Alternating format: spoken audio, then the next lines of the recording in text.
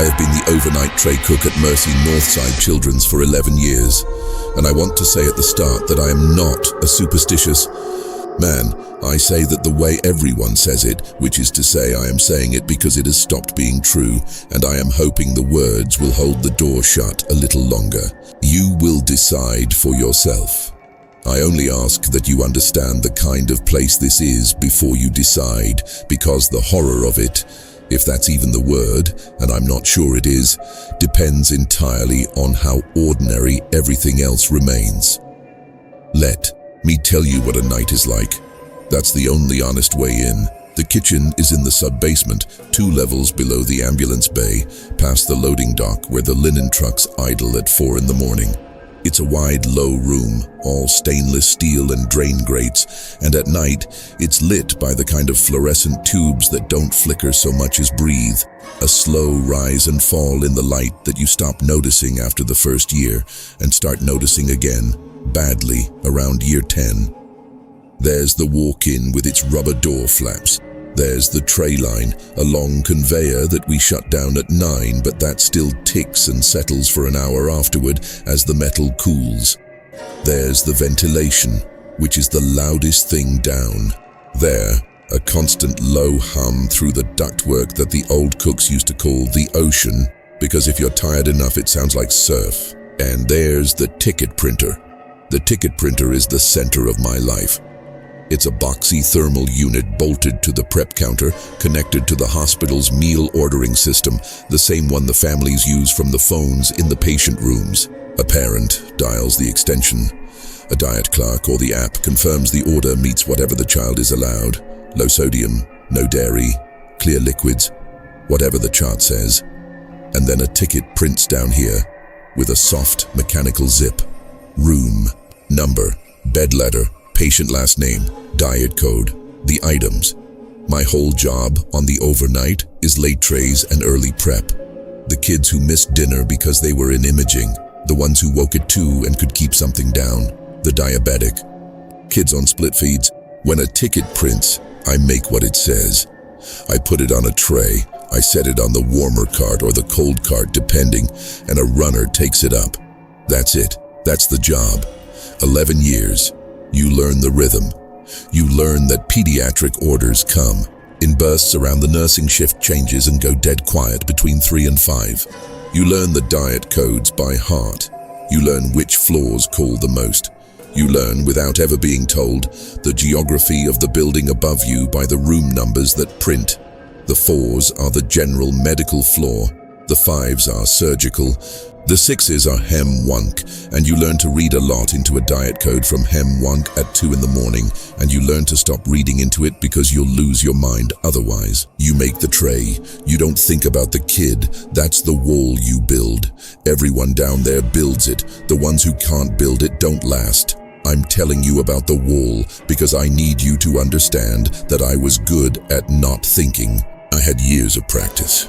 So when it started, I did what I always did. I made the tray. The first ticket printed on a Tuesday in October at 3:11 in the morning. I remember it was raining because it had been raining for 3 days, and the drain in the floor by the dish pit was gurgling in a way that meant the storm sewer was backing up somewhere down the line. I remember I was doing nothing, leaning against the counter, drinking the bad coffee, listening to the ocean in the ducts, when the printer zipped. I picked up the ticket. It read, Room 3C17, Bed A, Wells D. Diet, regular, pediatric, grilled. Cheese cut in triangles, tomato soup small, apple juice, no ice, chocolate pudding. And under the items in the free text field where the diet clerk sometimes typed notes, there was a note. There's almost never a note on a late tray. This one said, he only eats the crusts if you cut them off first. I want to be precise about what was wrong, because at 3:11 in the morning it wasn't wrong in a dramatic way. It was wrong in a paperwork way, which is worse because paperwork is the language the whole building speaks, and when the paperwork lies, it lies fluently. The 3s were the old floor. 3rd floor east had been the general pediatric ward. The oldest part of the hospital, the 1960s wing, and it had been closed for renovation for the better part of 2 years. The whole wing was sealed off behind temporary drywall and plastic sheeting with the contractor's tape across the seams. There were no patients on 3C. There was no bed A in a room called 3C17 because 3C17 didn't exist anymore. I knew this the way you know the floor plan of a place you've worked 11 years. That corridor had been gutted. I'd seen the debris carts come down through our loading dock, full of the old room dividers and the little cartoon animal murals they'd painted over, so the order was impossible. But it was also, and this is the part I keep coming back to, a completely normal order. A regular pediatric diet, grilled cheese and tomato soup, a note about the crusts. It was the order of a real child with a real preference. Somebody, somewhere knew that this kid ate the crusts if you cut them off first. I did the reasonable thing. I called the operator and read her the room number, and she said, in the flat voice of someone at the end of her own long night, that there was no such room admitted, that I should void it. And that the system did that sometimes, through a ghost ticket when a room number got fat-fingered or when the renovation reprogramming hadn't fully taken. Ghost ticket.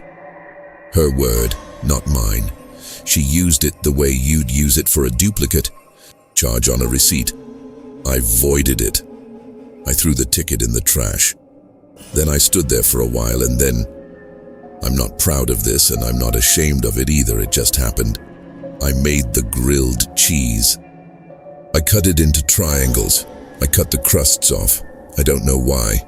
I told myself I was hungry, and I ate half of it standing over the drain, and I gave the rest to nobody, and I went home when my relief came at 6, and I slept like a stone, and I didn't think about it again for 4 days. It printed again the next Tuesday. 311, same room, same kid, same order, the crusts note and all, and then it printed the Tuesday after that, and by the 4th week I had stopped voiding it and started keeping the tickets in the pocket of my apron, and I want to tell you why. Because it wasn't curiosity, not at first. It was the note, different note every time after the first few. He's scared of the dark, leave the tray light on. He likes to hold the juice box himself, don't open it. He had a bad afternoon. Be nice.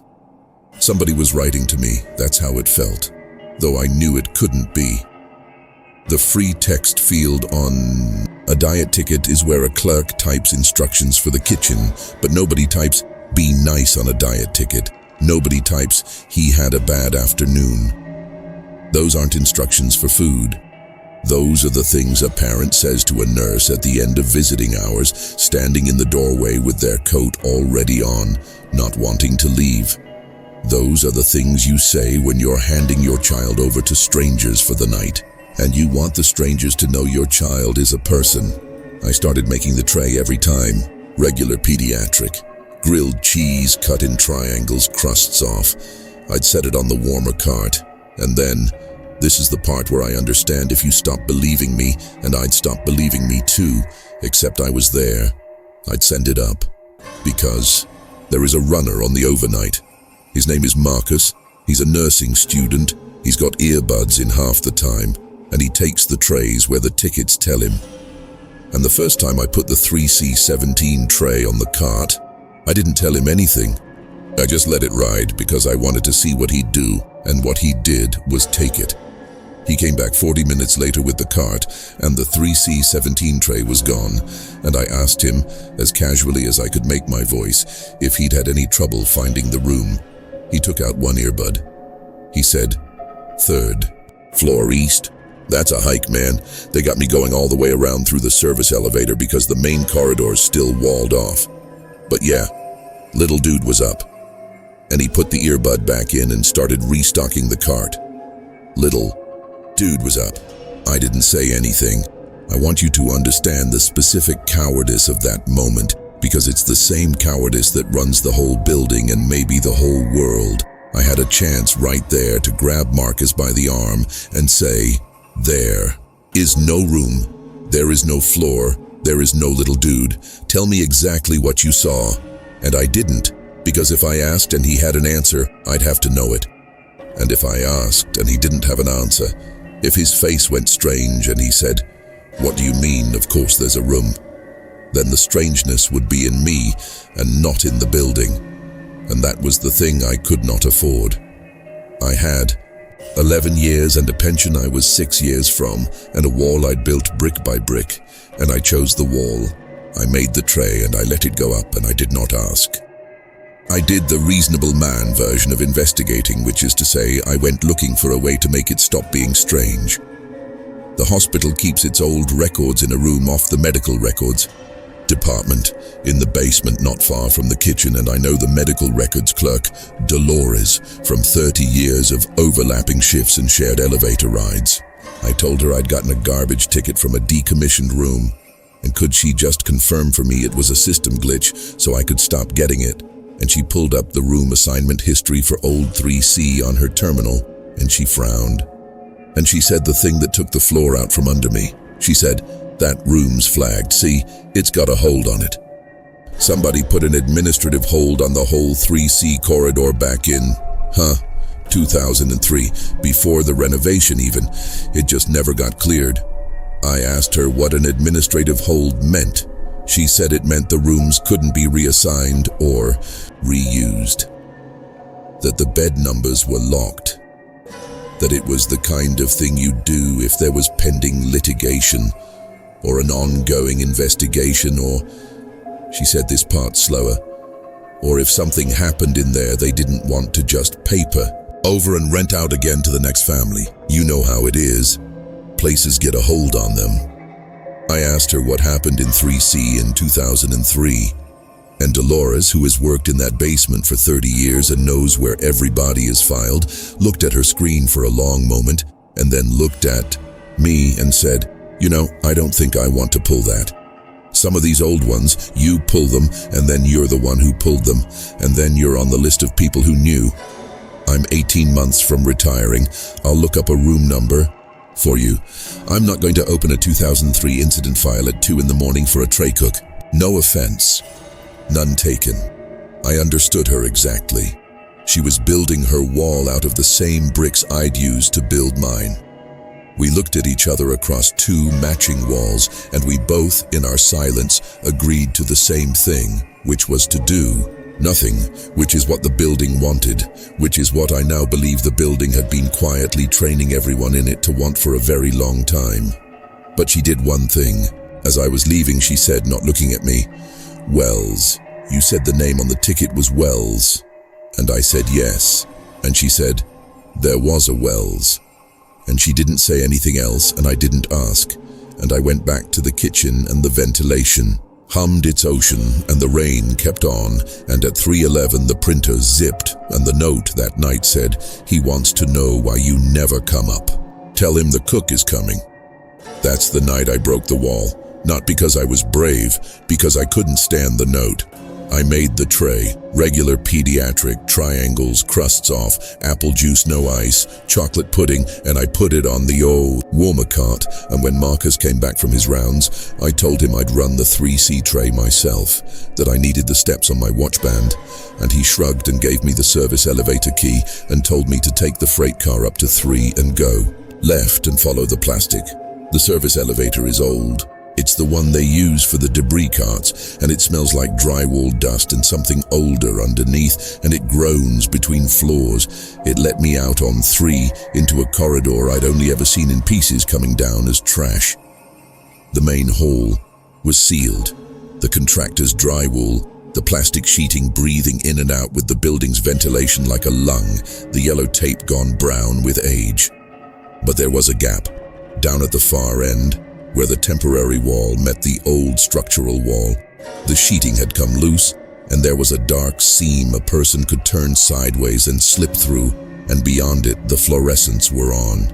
That's what I want you to sit with. The renovation had killed the power to that wing. The breakers were pulled. Dolores had said so offhand when she was reading me the room history.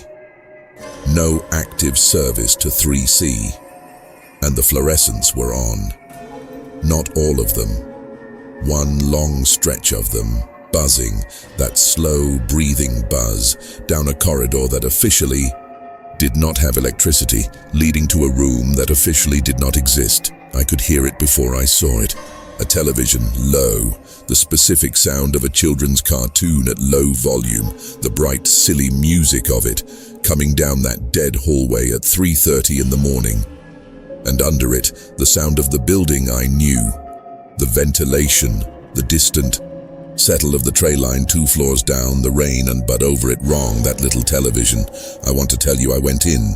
I want to tell you I turned sideways and slipped through the seam and walked down that impossible bright hallway and opened the door of 3C17 and saw whatever was there to be seen, and that I have an answer for you, a shape, a face, a thing I could name. I don't. I got to the seam. I stood at the seam with the warm tray in my hands and the smell of grilled cheese rising up into that cold, sealed air, and the cartoon played, and I heard, clearly, unmistakably, in the pause between one silly musical sting and the next, a child's voice say, not loud, not frightened, just conversational, the way a kid talks to a parent in the next room. Is that the cook? And I put the tray down. I put the tray down on the floor of the corridor, on the clean side of the seam, in the light, where it could be reached, and I said, God help me, I answered him, because you cannot hear a child ask a question like that and not answer. That's not a thing a person can do. I said, yeah, buddy. It's the cook. I cut the crusts off. And there was a silence, and then the child said, okay, in the completely satisfied voice of a kid who has gotten the one thing he was worried about. And the cartoon kept playing, and I walked back down the corridor to the service elevator on legs that did not feel like mine, and I rode it down, and I made no more trays that night, and in the morning when my relief came I did not tell him anything. The next night the tray was gone from the corridor. I checked. I made myself check. It was gone, and there was no plate, no crumbs, nothing. The floor was clean, and the seam in the plastic had been taped shut again with fresh tape. I've thought a lot in the years since about what it is I actually encountered. I've decided I'll never know, and I've decided that not knowing is the correct amount to know, and I want to try to explain why, because it's the closest thing to a point I did eventually get part of the 2003 story, not from Dolores, from an old nurse, retired now, who I tracked down because I couldn't stop, who agreed to coffee and who told me carefully that there had been a fire on 3C, a small one, electrical, at night, and that it had been contained fast, and that the official record said no one was harmed. She said, the official record said the way you'd hold something at arm's length. She said there'd been a boy on that wing, long-term, a kid who'd been there so long the staff half raised him, and she said his mother used to call the kitchen herself with his order because she didn't trust the clerks to get the crusts right. And then the nurse stopped talking and drank her coffee and said she'd said more than she meant to, and that was all I ever got, and I've made my peace with the shape of the hole rather than the thing that fits it. Because here is what I actually understand now, and it's worse than a ghost, and it's the reason I still work there. The tray still prints.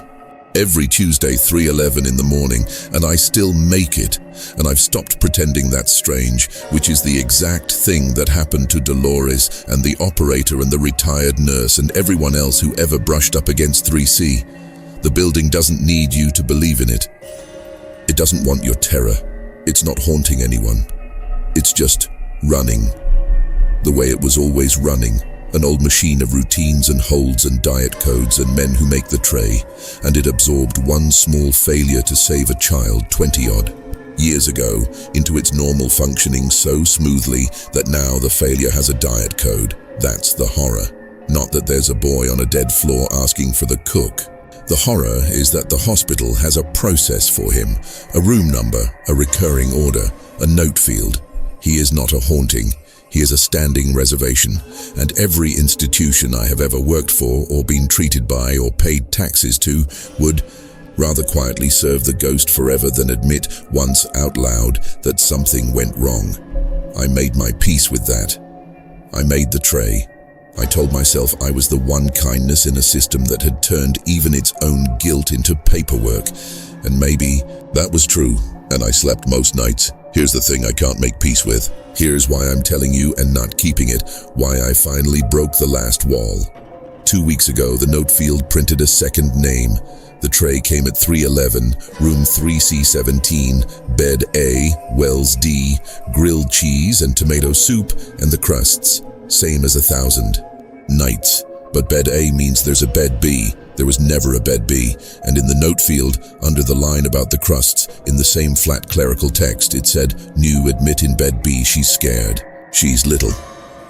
Cut hers too. And there was a second order, a second child's dinner, a name I won't write down because I looked it up, and it's the name of a girl who came through our ER 4 months ago, and who the official record says was transferred to another facility and is fine. I make 2 trays now. I cut both crusts off. I take them up myself and I leave them in the light past the tape seam and I say, "It's the cook, I got you both." And 2 voices say, "Okay," and I have stopped asking, "Who's downstairs?" deciding which children go on the list.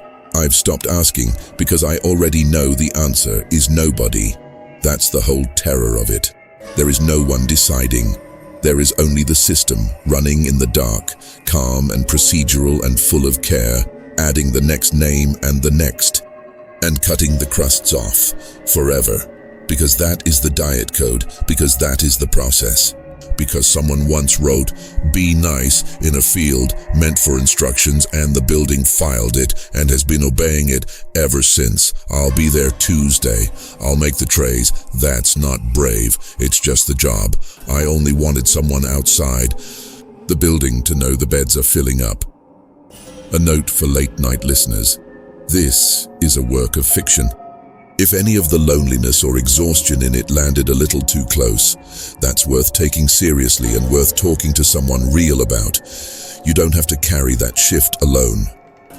That runs long enough for a 60-90-minute narration at a slow, measured pace, and I steered it clear of the 4 ruts we identified. It's a pediatric hospital sub-basement kitchen rather than a fluorescent school at night. The narrator is embodied and specific, a tray cook with hands on the impossible object, rather than a disembodied, processing mind. The uncanny engine is a meal order system. Rather than an attendance PA calling the dead, the dilemma has forward motion. He acts. He goes up. He answers. He serves. Rather than a static participate versus withdraw binary. And the ending ruptures and escalates outward. A second, then implied endless list of living children, rather than landing on a quiet, still bowing vigil. Want me to adjust the length, dial the dread up or down, change the narrator's voice, or tweak the ending's final turn?